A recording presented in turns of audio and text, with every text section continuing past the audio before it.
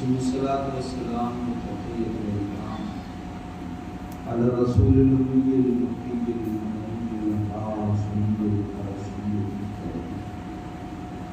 مولانا محمد القومين الحسن والحسين أبي القاسم المصطفى محمد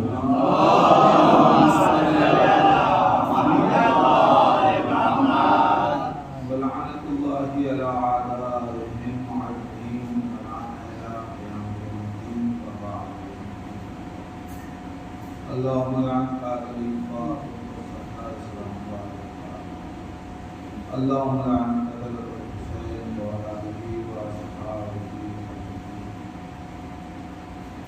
أما بعد فقد قال الله تعالى في القرآن الحكيم وهو أصدق الصادقين وقوله الحق.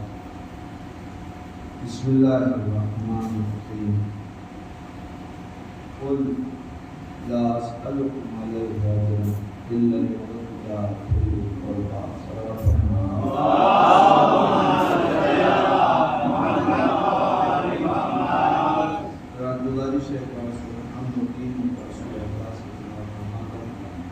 مرحومہ مقبولہ کوثری بانو بنت شفیع حسین سے روح کو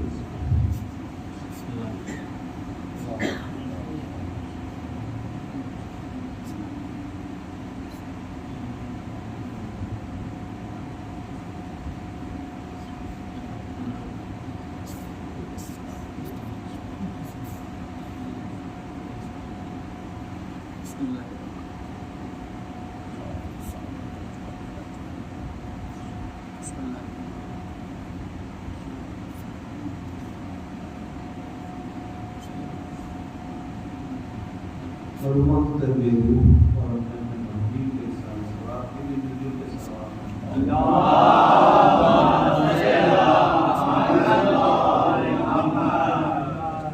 جانی ماں مجلس ایک مجلس سیدہ کے ساتھ سواب کی اور زمانہ عظیم مہینہ ہے کہ جسے ماہ ولایت کہا جائے تو غلط نہیں کہ اس مہینے کی ابتدا ہوئی ہے عقد جناب زہرا اور میر کائنات سے، اور جیسے جیسے یہ زمانہ آگے بڑھتا گیا آپ اس کی تاریخوں پہ نگاہ ڈالیں تو آیا ولایت اس کا نزول بھی اسی مہینے میں رکھا گیا، آیا مال کا بھی نزول اسی مہینے میں ہوا، مباہلہ بھی اسی مہینے میں قرار دیا گیا۔ گویا ایسا محسوس ہوتا ہے کہ فضائل اہل بیت کو اپنے دامن میں اس مہینے میں سمو رکھا، لیکن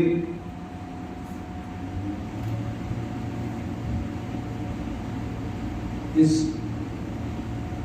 حقیقت سے ظاہر کو انکار نہیں کر سکتا کہ جتنی بھی اسلامی تاریخیں ہیں، جتنی بھی پیغمبر اسلام کی محنتیں ہیں، یہ ساری محنتیں جا کے جہاں کامل ہوئی ہیں اس کو قدیر کہتے ہیں، اور ان تمام تر محنتوں کے اوپر پیغمبر اسلام نے جس چیز کو اجر بنایا ہے وہ محبت ہے۔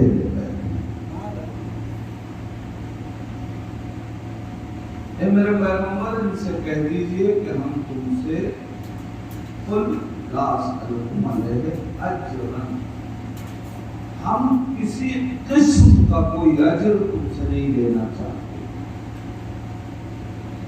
لیکن الا المودۃ فی القربى، اگر اجر چاہیے تو وہ یہ کہ میرے اہل بیت میں قربا میں مودت کرو.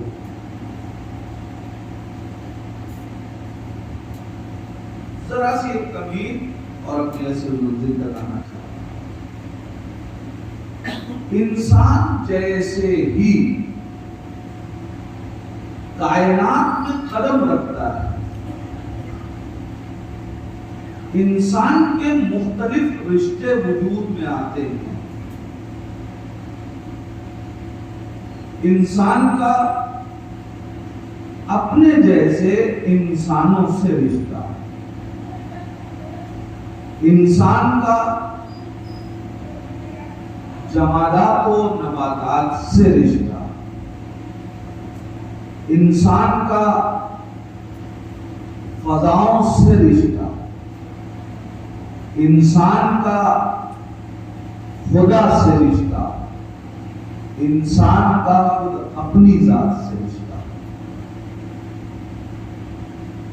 کتنے رشتوں میں جکڑا ہے یہ ایک انسان. اور اب اس انسان کو ان تمام رشتوں کو برتنا ہے.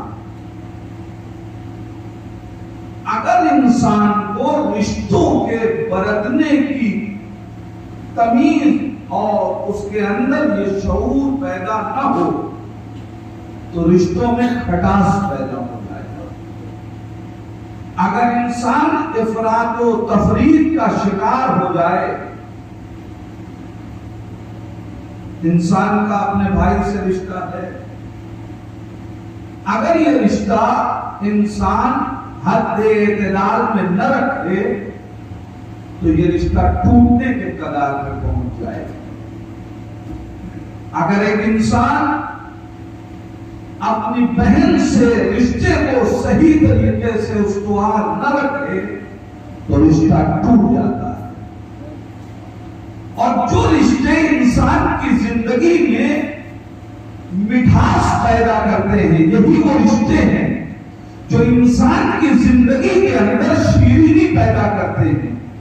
لیکن اگر رشتوں کو برتنے کا سلیقہ نہ ہو تو زندگی تلخ ہو جاتی ہے. یہ کسی منزل تک جانا ہے، صرف ذرا سی تمہید سے گزرتے ہیں. یہاں تک کہ جو رشتہ مٹھائی سے شروع ہوتا ہے، اگر اس رشتے کو بھی صحیح سے برتا نہ جائے تو کھٹاس پیدا ہو جاتی ہے. آج پہنچ رہی ہے انشاءاللہ. ہمیں معلوم ہونا چاہیے کہ ہر رشتے کو برتنے کا الگ الگ طریقہ اور سلیقہ ہے. ظاہر سی بات ہے، جیسے ایک بیٹا اپنے باپ سے گفتگو کرتا ہے ویسے اپنے دوست سے نہیں کرتا، اور جو الفاظ دوست کے ساتھ استعمال کرتا ہے وہ باپ کے ساتھ نہیں کر سکتا. اس کا مطلب یہ ہے کہ ایک ریڈ لائن ہے، رشتوں کو برتنا پڑے گا. باپ سے گفتگو کا لہجہ الگ ہوگا، دوست سے اور بھائی سے گفتگو کا لہجہ الگ ہوگا. عجیب بات ہے، ایک عام ذہن یہ بات سمجھ رہا ہے کہ باپ سے گفتگو کا لہجہ اور دوست سے گفتگو کا لہجہ ایک نہیں ہو سکتا. لیکن وہ کیسے کلمات تھے جنہیں یہ نہیں سمجھ میں آیا کہ نبی سے کیسے کلام کرنا چاہیے. بھائی نبی اگر آخری وقت میں قلم اور دعوات مانگ رہا ہے تو پھر کس لہجے میں کلام کیا گیا یہ تاریخ میں موجود ہے. کیا اسی لہجے میں نبی سے کلام کرنا چاہیے؟ اور جب انسان رشتوں کو برتنے کا سلیقہ نہ رکھے تو خود بھی رسوا ہوتا ہے، رشتوں کو بھی خراب کرتا ہے. میں کیا کہہ رہا ہوں عزیزان ایمان، اگر انسان رشتوں کو برتنے کا سلیقہ نہ رکھے تو خود بھی رسوا ہوتا ہے، رشتوں کو بھی بدنام کرتا ہے. اگر تاریخ نہ یاد ہو تو آئیے نگاہ ڈالیے، ماں کا کام یہ ہے کہ وہ اولاد کے ساتھ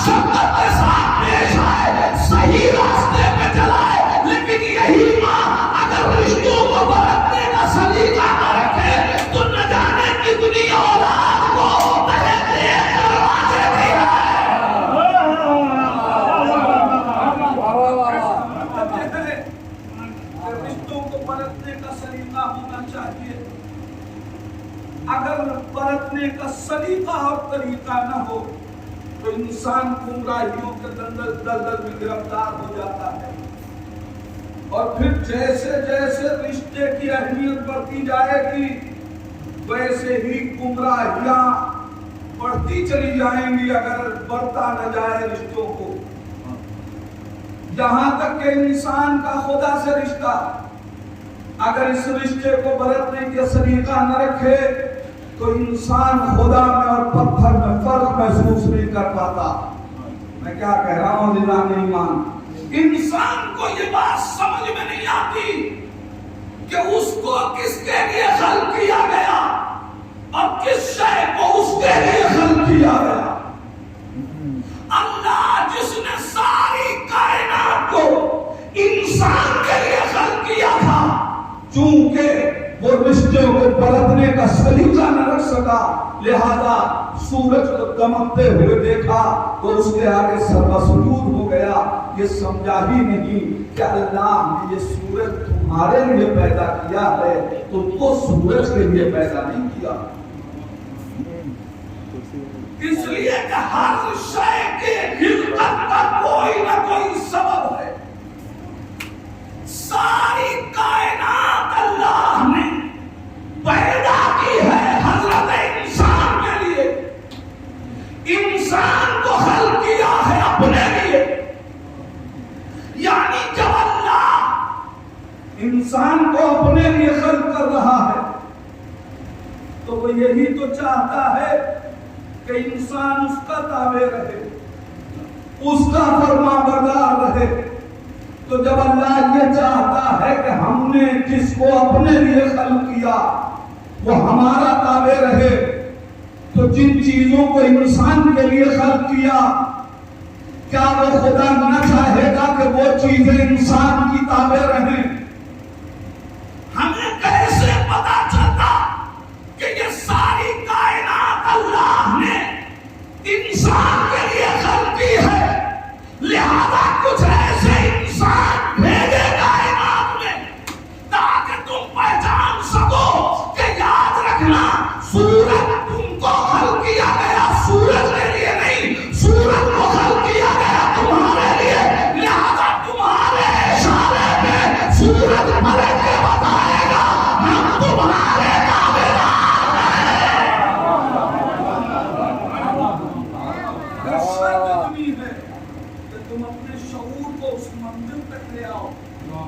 پہلے میرے تابع دار بن جاؤ۔ جب میرے تابع دار بن جاؤ گے تو یہ کائنات تمہاری تابع بن جائے گی۔ اسی لیے تو قدرت نے ایک جگہ کھل کے اشارہ کیا، پیغام دیا، اب بھی آتے نہیں آجا آجا کا مثلی میرا بندے میری اطاعت کر، میں تجھے اپنے جیسا بناؤں گا۔ کیا مطلب؟ انا اقول کن فیکون، میں کہتا ہوں کہ ہو جا تو ہو جاتی ہے۔ انت تقول کن فیکون، تو کہے گا اور چیز ہو جائے گی۔ عزیزان ایمان، حدیث قدسی میں خدا نے عالم یہ کہہ رہا ہے کہ نہیں؟ اس کا مطلب یہ ہے کہ اللہ ان تمام چیزوں کو تمہارے تابع بنا رہا ہے، شرط اتنا ہے کہ تم اس کے تابع بن جاؤ۔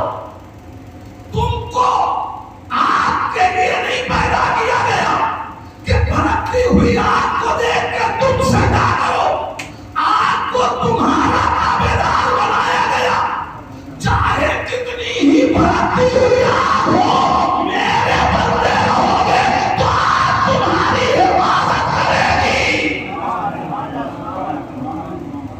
تاریخ آپ کے سامنے ہے، مجھے ایک منزل تک پہنچنا ہے، میں بہت دیر اس پہ ٹھہر نہیں سکتا۔ اس کا مطلب یہ ہے کہ اللہ نے جو رشتے خلق کر کے انسان کو پیدا کیا،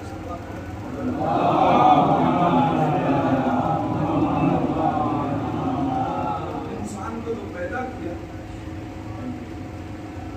تمام رشتوں کے ساتھ، وہ کس لیے؟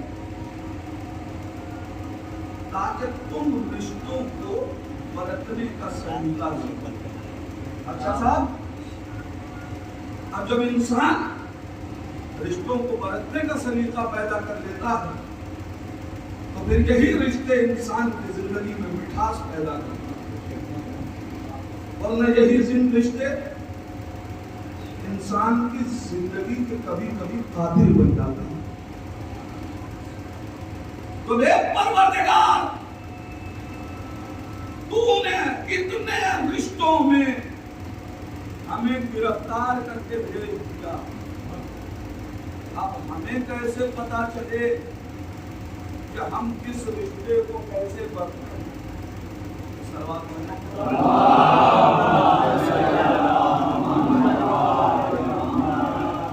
بھائی تھوڑی تھوڑی ابھی جگہ موجود ہے یہاں، اسی وقت آ جائیے تاکہ جو لوگ بعد میں آئیں تو وہاں بیٹھ جائیں گے۔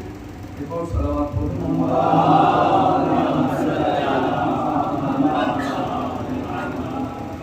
ایسی صلوات پڑھیے گا تو پھر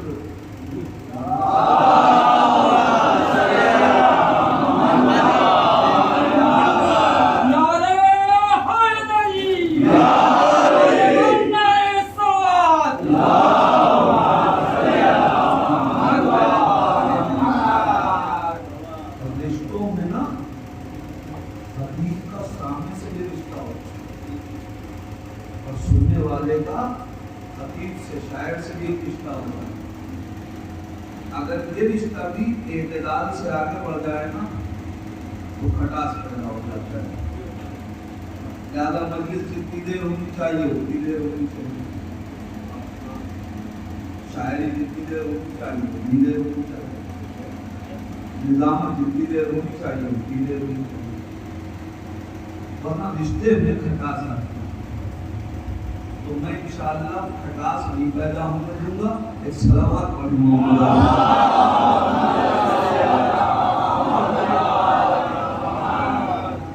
ویسے بھی باتوں کے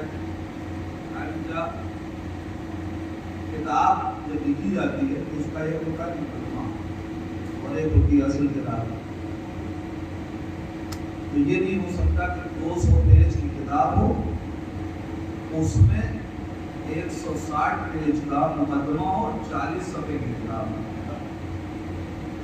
مقدمہ چھوٹا ہوتا ہے، اس سے بڑی کتاب ہوتی ہے، تو جتنا بڑا مقدمہ مجھے لکھ کے دیا گیا کم سے کم اتنی کتاب لکھنے کی تو مجھے اجازت ہے۔ ایک صلوات پڑھیں۔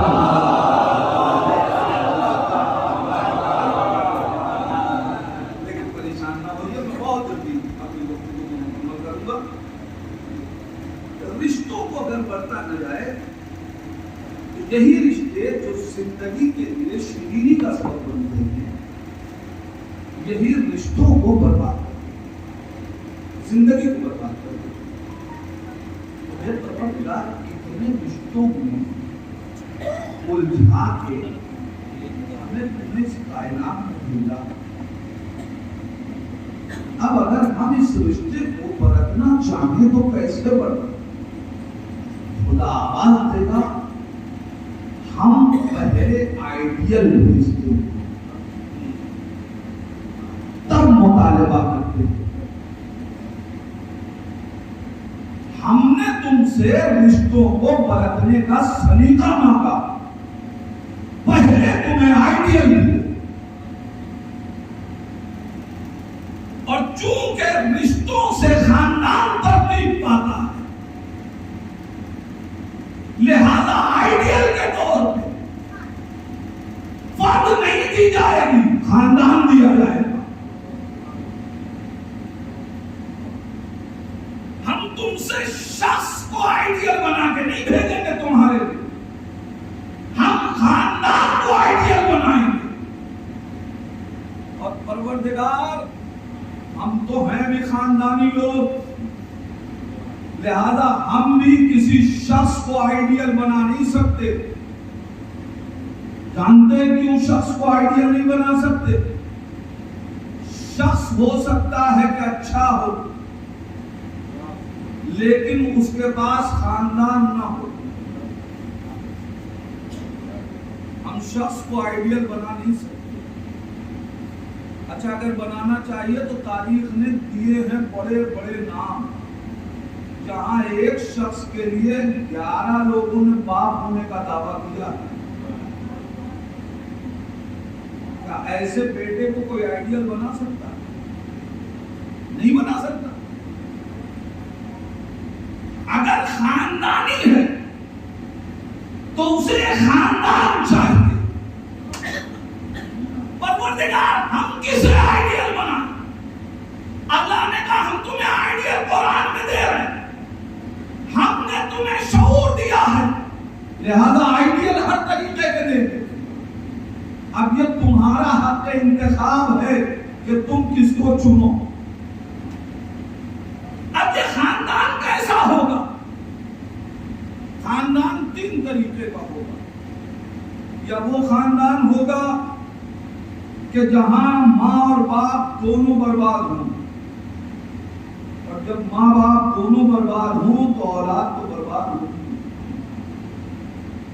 اللہ نے کہا دے رہے ہیں تمہیں آئیڈیا, آؤ. قرآن نے آواز دی بسم اللہ الرحمن الرحیم, تبت یدا ابی لہب. ابو لہب کے ہاتھ ٹوٹ جائیں تو باپ کو جسے قرآن میں بد دعا دی گئی. ماں کون؟ وامرأتہ حمالۃ الحطب. ماں وہ کہ جس کو جہنم کی بشارت دی جا رہی ہے. اب کون ہے جو ایسے ماں باپ کو آئیڈیل بنا؟ لہذا ہم اس خاندان کو آئیڈیل نہیں بنا سکتے. میں نے کہا 3 قسم ہے خاندان. یا ماں باپ اچھے ہوں گے, یا ماں اچھی ہوگی باپ برا ہوگا, یا باپ اچھا ہوگا ماں بری ہوگی, اور چوتھی قسم وہ ہے جو آئیڈیل کہلائے, جہاں ماں باپ دونوں اچھے اولاد بھی اچھی. جہاں ماں باپ بھی خراب تو پھر اولاد کیسی ہے؟ جس کو پیغمبر اسلام نے بد دعا دی. اور تاریخ نے کہا کہ ابو لہب کا بیٹا خیمے میں سو رہا تھا, نبی نے بد دعا دی, جا کے اسے جانور نے ڈسا اور مر گیا. تو اس خاندان کو کوئی آئیڈیل نہیں بنا سکتا. یہ قرآن کوئی اور خاندان ہے, قرآن نے کہا ایک اور خاندان دیتی. وہ خاندان وہ ہے کہ جس میں ماں اچھی ہے باپ اچھا نہیں. اور یہاں ماں سے مراد صرف وہ نہیں ہے کہ جو جنم لے, بات پالنے والے کی ہو. میں نے کہا قرآن کو کون سا خاندان؟ کہا ہم بتاتے ہیں. باپ اتنا برا کہ تم میرے سامنے کھڑے ہو کے خدائی کا دعویٰ کرتا ہے. فرعون جیسا سپاک انسان, لیکن اس کی زوجہ تھی جس نے نبوت کو پالا. اور اب تاریخ کہہ رہی ہے کہ جناب آسیہ کے لیے قرآن مجید نے آواز دی کہ ضرب اللہ الذین آمنوا امرأۃ فرعون. ہم نے صاحبان ایمان کے لیے فرعون کی زوجہ کو آئیڈیل بنایا. عجیب بات ہے پروردگار, بات سمجھ میں نہیں آتی. یہ آخر کیا وجہ ہے کہ تو فرعون کی زوجہ کو مومنین کے لیے آئیڈیل بنا رہا ہے, اور ایک خاندان کو کہ جہاں باپ نبی ہے مگر ماں اچھی نہیں. تو قرآن نے وہاں بھی آواز دی, ضرب اللہ الذین کفروا. وہ لوگ کہ جو کافر ہیں ان کے لیے ہم نے آئیڈیل قرار دیا. کس کو؟ امرأۃ نوح و امرأۃ لوط. ہم نے نوح اور لوط کی زوجہ کو کافروں کے لیے آئیڈیل بنایا. پروردگار بات سمجھ میں نہیں آئی. نبی کی زوجہ کافروں کے لیے آئیڈیل, کافر کی زوجہ مومنوں کے لیے آئیڈیل. پروردگار بات سمجھ میں نہیں آتی. ایک کافر کی بیوی کو مومنین کے لیے آئیڈیل بنا رہا ہے اور ایک مومن کی ایک نبی کی زوجہ کو کافروں کے لیے آئیڈیل بنا رہا ہے. عجب نہیں قدرت آواز دے یہ نہ دیکھو کہ وہ زوجہ کس کی ہے. ہم مرتبہ زوجیت کی بنیاد پہ نہیں دیتے. زوجہ نبی کی ہے ہوا کرے, زوجہ کافر کی ہے ہوا کرے, مگر آئیڈیل اس لیے ہے کہ اس نے نبی کو پالا ہے اور اس کو آئیڈیل اس لیے نہیں بنایا کہ اس نے جس نے پالا اسے نبی کے سامنے لا کے کھڑا کر دیا. اس کا مطلب یہ ہے کہ اگر نمائندہ الہی کے سامنے کوئی اپنی اولاد لے گیا ہے تو وہ کافروں کے لیے آئیڈیل ہے, مومنوں کے لیے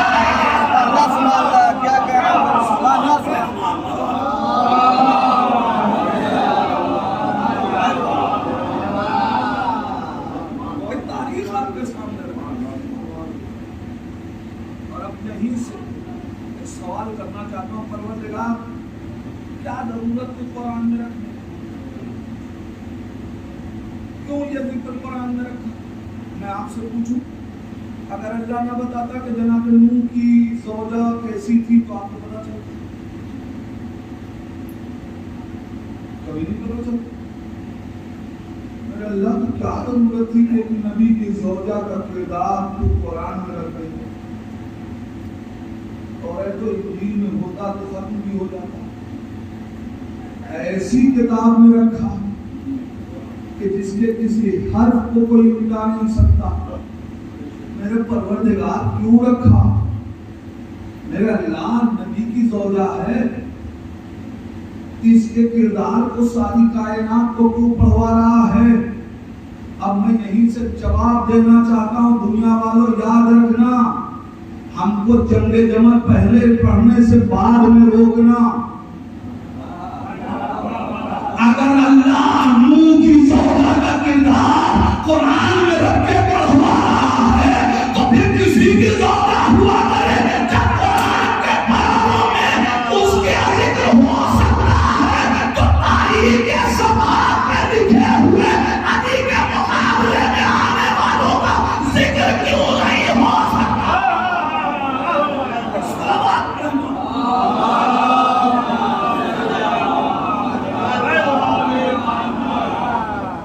تو ذکر اللہ نے رکھا. کتنے طریقے کے رشتے میں نے گنا دیے؟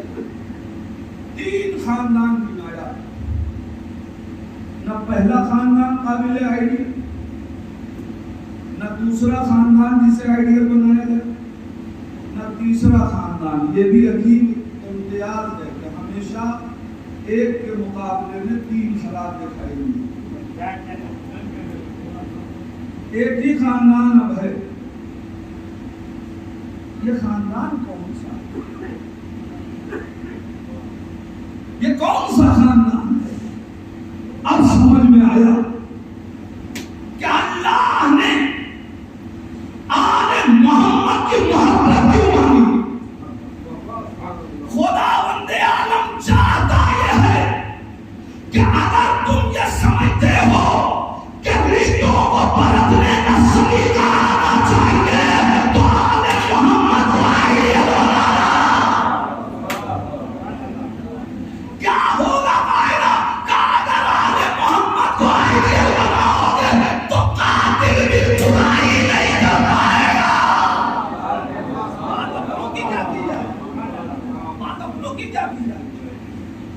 قاتل بھی تمہاری برائی نہیں کر سکتا. بھائی تاریخ اٹھا کے دیکھ لیجیے, تلوار جو مار رہا ہے, جو ضربت لگا رہا ہے, وہ برائی نہیں کر سکتا. برائی کرنے میں کتنی دیر لگے گی؟ جب تلوار چلا رہا ہے, मगर जब तलवार खा चुके अमीर कायनात और इब्ने मुलजिम को असीर करके लाया गया, तो अमीर कायनात ने क्या पूछा, क्या मैं तेरा अच्छा इमाम न था?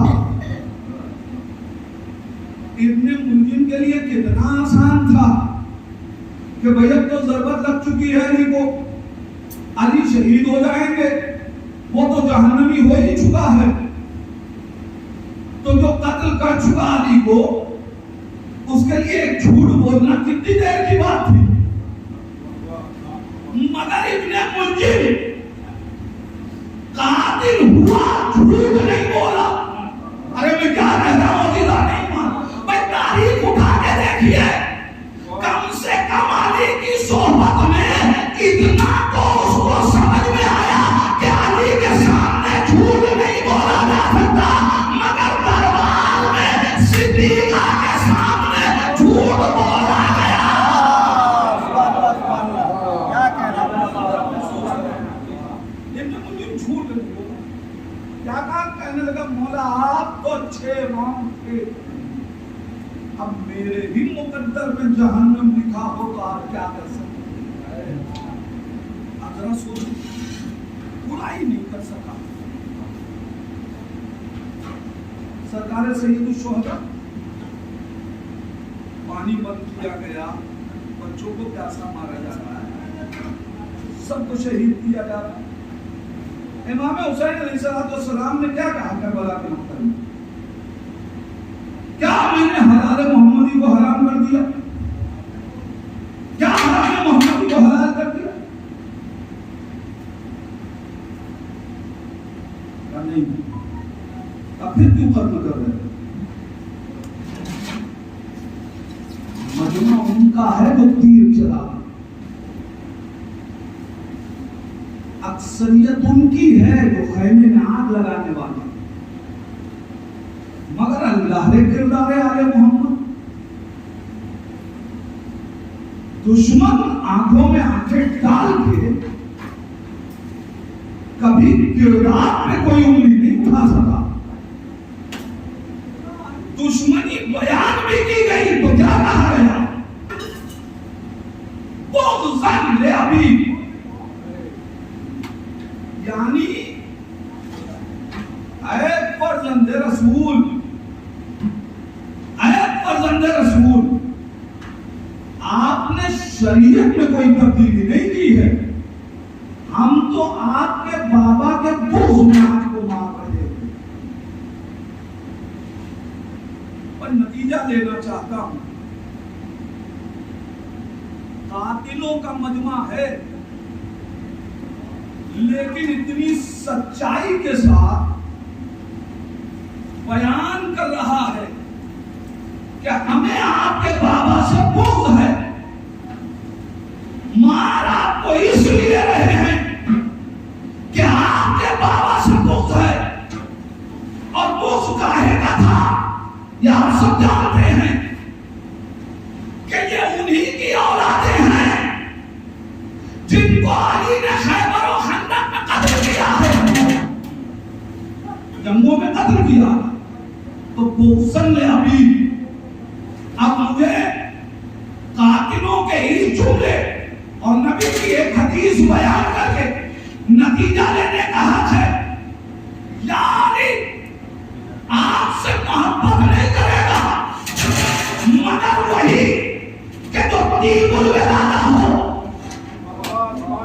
और आपसे बुग़्ज़ नहीं रखेगा, मगर वही कि जिसकी विलादत पाक न हो। करबला के मैदान में कातिलाने हुसैन ने ये जुमला कह के बता दिया कि यहाँ कोई भी ऐसा नहीं है कि जिसकी विलादत पाकीज़ा हुई हो। हदीस नबवी। उसके बाद अब समझ में आया कि करबला के बाद लोगों की आंखें क्यों खुल गई, क्यों अब खुल के सामने आके नहीं कहते कि बुग़्ज़ है, अब कहते हैं हम भी मोहब्बत करते हैं, इसलिए कि उन्हें पता चल गया कि अगर बुग़्ज़ की का ऐलान कर दिया तो फिर नस्लों की पहचान हो जाएगी।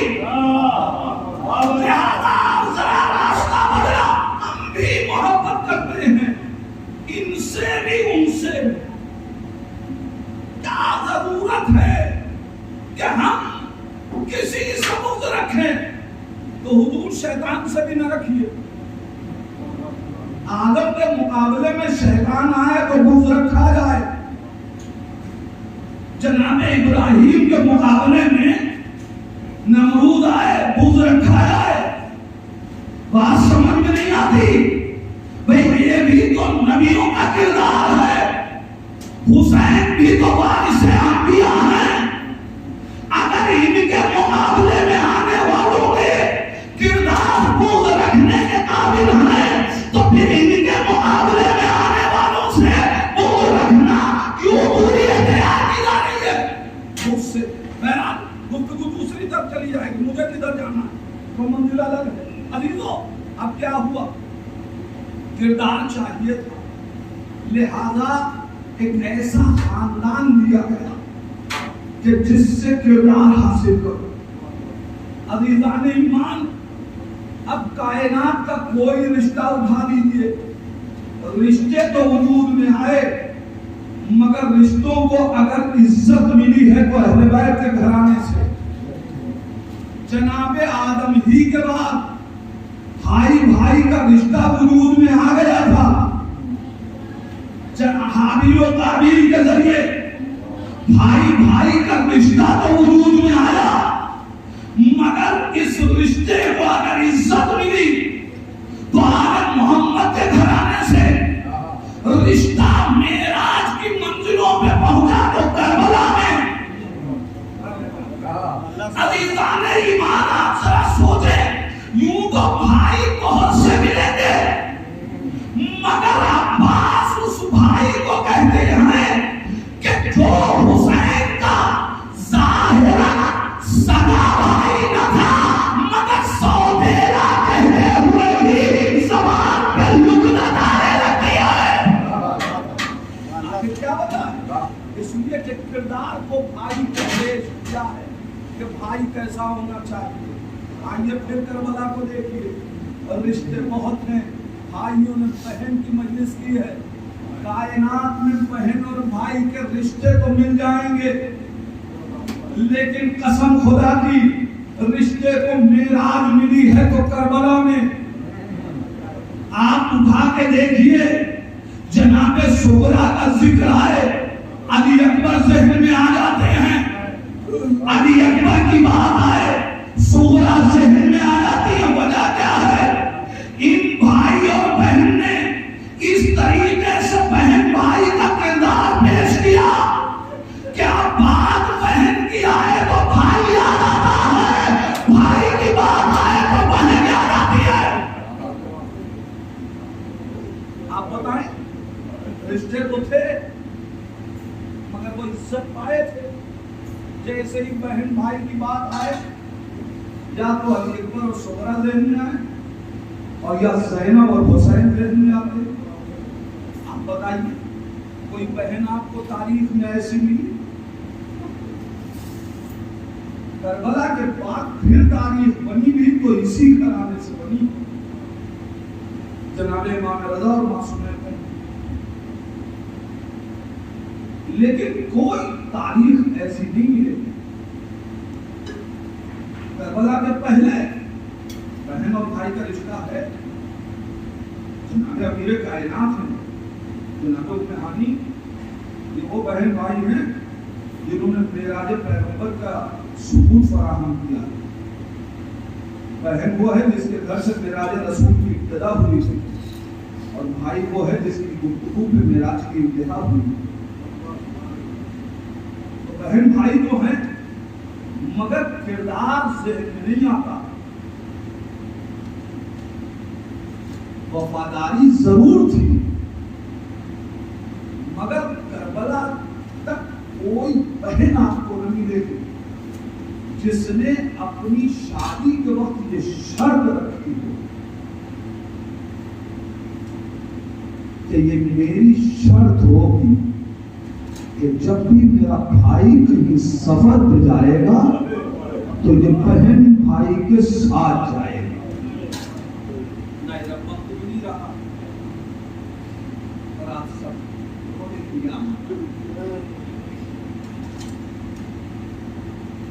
मुझे दिखाइए मक्तल में कोई भाई ऐसा नहीं। جس نے جاتے جاتے اپنی بہن سے یہ کہا ہو یا اختہ لا تنسینا فی صلاۃ اللیل، اے میری بہن دیکھو نماز شب میں مجھے فراموش نہ کرنا۔ قسم خدا کی یہ صرف محبت حسین نہیں ہے، زینب کے کردار کا ثبوت ہے۔ کیسی عابدہ تھی بہن کہ حسین جیسا بھائی نہیں، اپنی رات کی نمازوں میں نماز شب میں فراموش نہ کرنا۔ کہہ کون رہا ہے؟ وہ کہہ رہا ہے کہ جس کا سجدہ تمام سجدوں کی آبرو بن گیا، وہ حسین جو خود اتنا بڑا ساجد ہو کہ شیر شمشیر ستم میر تڑپنا کیسا سروی تسلیم محبت کے ہلایا نہ گیا، ایسا عابد لاجواب اور بے نظیر اللہ کا بندہ جو سجدے کی حالت میں اپنی اللہ کی راہ میں اپنے رشتہ عبودیت کو اس طریقے سے برقرار کرے کہ خود خدا یا یکون نفس المطمئنہ، وہ پروردگار کا بندہ اپنی بہن سے کہا اے میری بہن زینب نماز شب میں فراموش نہ کرنا۔ خدا کو کسی غم میں نہ ہوا سوائے تمہیں اہل کہ حسین کیوں کہہ رہے میری بہن مجھے نماز شب میں فراموش نہ کرنا، اور جب حسین کہہ دے کہ نماز شب میں فراموش نہ کرنا تو پھر سوچئے کہ زینب کیسی عابدہ ہوگی۔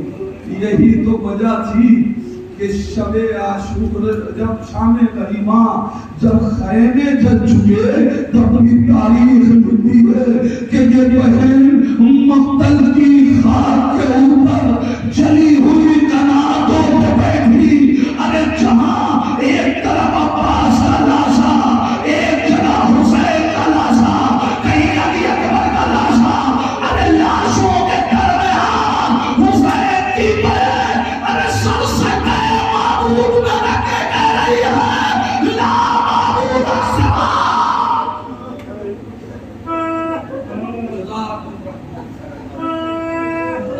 کسی کم میں نہ سوائے عزادارو اس بہن اور بھائی کی محبت، ہر بھائی اپنے بہن سے بہت محبت، اور اس کے بعد سے بھائیوں نے بہن کو اپنے ساتھ رکھا جیسا کہ مجھے پتا چلا۔ ایک بیٹی ہے آج ماں دنیا سے چلی گئی، چہلوں برباد ہے، بیٹی تڑپ رہی ہوگی، دریا کر رہی ہوگی، حق ہے، مگر ایسے گھر کے چاہنے والے جب ہونا گلے لگائیں گے، آپ پرسا دیں گے بچی کو، بہنیں ماں بہنیں پرسا دیں گی، خانوادے کے لوگ باہر کے لوگ سب پرسا دیں گے نا۔ عزادارو ذرا احساس کیجئے، اور بھائیوں کے لیے یہ لمحہ بڑا سخت ہوتا ہے، خاص طور سے وہ بھائی کہ جس نے اپنی بہن کی ڈولی اٹھائی ہو نا، اگر اس بھائی کو اپنے بہن کا جنازہ اٹھانا پڑے نا تو بڑا سخت ہوتا ہے عزادارو۔ اور بہنوں کو بھائی کی ایک بات یاد رہتی ہے، میں آپ کو ایک منزل یاد دلانا چاہتا ہوں، ایک بات یاد رہتی ہے، تاریخ کہتی ہے کہ جب زینب لٹ کے مدینے واپس آ گئی تو ایک دن جناب عبداللہ نے کہا اے سید سجاد اپنی بھوبی سے کہہ دیجئے کہ بہت دن ہوئے اپنے بیت الشرف تشریف لائے۔ لو عزادارو ارے سید سجاد نے جاتے بھوبی سے کہا بھوبی اماں وہ آئے تھے گھر بلا رہے ہیں، بھوبی اماں گھر جانا چاہیے۔ لو عزادارو زینب تیار ہو گئی، بھائی بیٹا میں جا رہی ہوں، میں اپنے گھر جا رہی ہوں۔ مقتل کہتا ہے کہ سید سجاد بھوبی کو لے کے گھر کے باہر آئے۔ میں نے کہا چھوٹی چھوٹی باتیں بھائیوں کی بہنوں کو یاد رہتی ہیں، جملہ سن لیجئے، تاریخ کا بہت روئیں گے انشاءاللہ۔ عزاداروں زینب گھر سے نکلی ہے. نہیں ایک احساس دلاؤں, وہ زینب جب عبداللہ کے گھر سے کل حسین کے ساتھ ملنے کے لیے اس گھر میں آئی تھی نا, تو دونوں ہاتھوں میں دو بچوں کے ہاتھ پکڑ کے آئی تھی. اب وہ زینب جب اپنے گھر سے اپنے شوہر کے گھر جا رہی ہے تو ہاتھ میں کچھ نہیں ہے مگر ہاتھوں میں ریسمان ظلم کے نشان ہے. یہ زینب گھر سے نکلی اپنے شوہر کے گھر جانے کے لیے. امام سید سجاد ساتھ ساتھ ایک مقام آیا گھر سے نکلنے کے بعد جہاں زینب بے تحاشا رونے لگی. جیسے ہی جب زینب رونے لگی, سید سجاد نے ہاتھوں کو جوڑا, بولی اماں کیا ہو گیا, آپ اس طریقے سے بے تحاشا گلی میں کیوں گریا کرنے لگی؟ جناب زینب کہتے ہیں میرے لال میں کیا بتاؤں, ارے جب بھی میں اپنے شوہر کے گھر اس گھر سے جاتی تھی, یہاں تک میرا حسین مجھے رخصت کرنے کے لیے آتا تھا اور میرا باپ مجھے میرے گھر تک لے جایا کرتا تھا. اے میرے لال, آج میرا حسین بھی نہیں ہے, میرا غازی بھی نہیں ہے. سید سجاد کہتے ہیں بولی اماں یہاں تک میں اپنے بابا کی نعمت میں یہاں سے لے کے گھر تک میں غازی عباس. جزاکم اللہ کثیر سوائے کمی حضرت عزادارو. بچی ماں کے سے مانوس ہوا کرتی ہے ماں باپ سے, اور ماں دنیا سے چلی گئی. بیٹیوں کو اگر کبھی کوئی تکلیف ہوتی ہے نا تو وہ اپنی ماں سے جا کے کہہ دیتی ہے, ماں گلے لگا لیتی ہے, ماں سمجھا لیتی ہے, بڑا سکون ملتا ہے. یہ بیٹی اپنے گھر جا چکی ہے, خدا اس کے گھر کو آباد رکھے, اسے گھر میں سکون عطا کرے. لیکن عزادارو ذرا سوچئے, جب زہرا دنیا سے گئی ہے نا تو دو چھوٹی چھوٹی بیٹیوں کو چھوڑ کے گئی ہے. اے عزادارو مجھے نہیں معلوم, ارے اس بیٹی کو اپنی ماں کی یاد جب بھی آئے گی, یہ بیٹی ماں کی قبر میں آ جائے گی, اماں دل بہت گھبرا رہا ہے. اے اماں, ارے آپ کے بعد گھر سونا ہو گیا, اس لیے کہ قبر معلوم ہے کہاں ماں دفنائی گئی, مگر اللہ ارے زہرا کو علی نے 40 قبروں میں چھپایا ہے. زہرا کی قبر اگر زینب جائے تو کہاں جائے, ماں کی یاد آتی ہوگی, نانا کی قبر پہ جاتی ہوگی. اے نانا گھر سونا ہو گیا, اماں کی یاد آ رہی ہے, نانا اماں کو سلام کہنا تیری بیٹیاں بیٹے.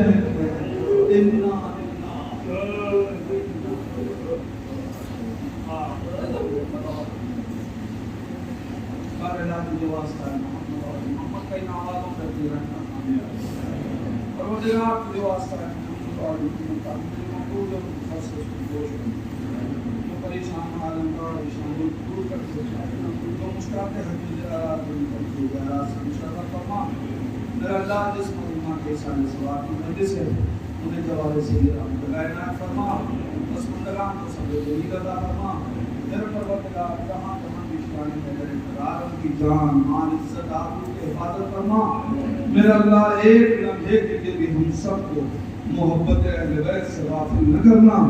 میرے پروردگار زندہ رہیں تو عشق اہل بیت پہ, دنیا سے اٹھیں تو اہل بیت کی معرفت کے ساتھ. میرے پروردگار یہ جو واسطہ ہے وارث اہل بیت امام زمانہ, ان کے ظہور میں تعدیل فرما, اللہ کی توفیق دے کر ہم امام کو پہچان سکیں. اسی امام کا واسطہ ہم کو قیامت میں شامل شمار فرما. ربنا تقبل منا انك انت السميع الدعاء. آپ حضرات سے گزارش ہے سبحان اللہ مرتبہ سورہ اخلاص کی تلاوت فرما کر مرحومہ مغفورہ کوثری بانو بنت شفیع حسین سے شروع ہو.